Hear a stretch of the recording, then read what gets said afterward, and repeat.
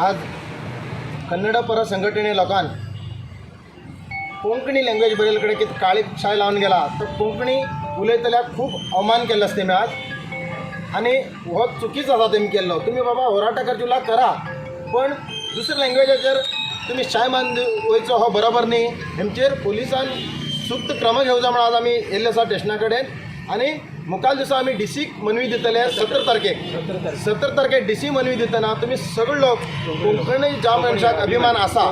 होच म्हण मनीस न्ही तोच म्हण न्ही जो मनीस कोंकणी हे केल्ले रॉंग दिसता